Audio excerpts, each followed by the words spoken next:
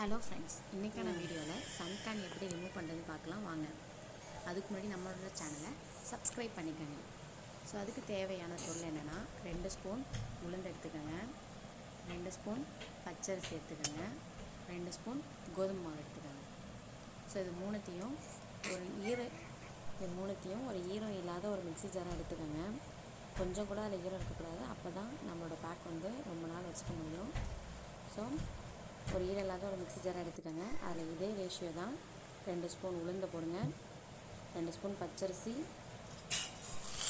உளுந்தையும் அரிசி ரெண்டுத்தையும் ஒன்றா சேர்த்து நல்லா அரைச்சிருங்க.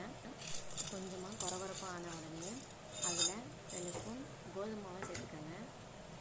இப்போ இது மூணுத்தையுமே நல்லா பவுடராக வர வரைக்கும் அரைச்சிக்கோங்க.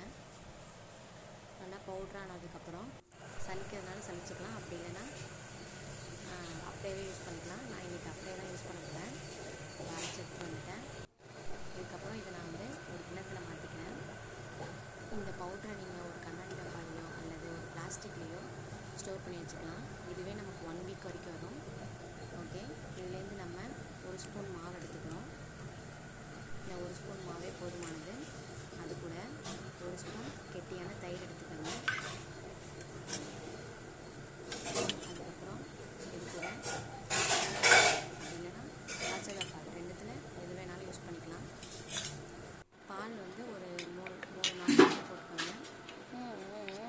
நல்லா மிக்ஸ் பண்ணிக்கோங்க. தேவையான அளவுக்கு பால் ஊற்றிக்கோங்க. நல்லா க்ரீம் மாதிரி வர அளவுக்கு நல்லா மிக்ஸ் பண்ணிவிடுங்க. நான் இதில் காய்ச்சல எடுக்க மாட்டேன்னு சொன்னீங்களா, நானே எடுத்துக்கிறேன். ஸோ அதில் பால் எடுக்க மாட்டேன், தேவையான அளவுக்கு பால் எடுத்து திருப்பி நீங்கள் ஊற்றி மிக்ஸ் பண்ணிக்கலாம். இது எல்லாத்தையும் நல்லா மிக்ஸ் பண்ணிக்கோங்க.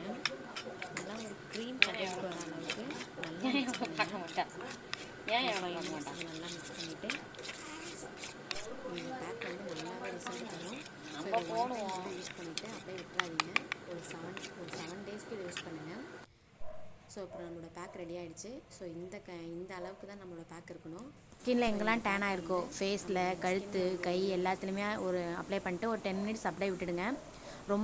ரொம்ப காய விட்டுறாதீங்க. ஒரு 10 மினிட்ஸ் மட்டும் இருந்தால் போதும். காஞ்சதுக்கப்புறம் கழுவிடுங்க. கழுவினதுக்கப்புறம் உங்களுக்கே நல்லா டிஃப்ரென்ஸ் தெரியும். இந்த பேக் உண்மையாகவே ரொம்ப நல்ல ரிசல்ட் தரும். யூஸ் பண்ணி பாருங்கள். ஒரு 7 டேஸ், 1 டே மட்டும் யூஸ் பண்ணாமல் ஒரு 7 டேஸ் யூஸ் பண்ணுங்கள். நல்லாவே ரிசல்ட் தரும். இந்த வீடியோ உங்களுக்கு பிடிச்சிதுன்னா லைக் பண்ணுங்கள், ஷேர் பண்ணுங்கள், சப்ஸ்கிரைப் பண்ணுங்கள். தேங்க்யூ.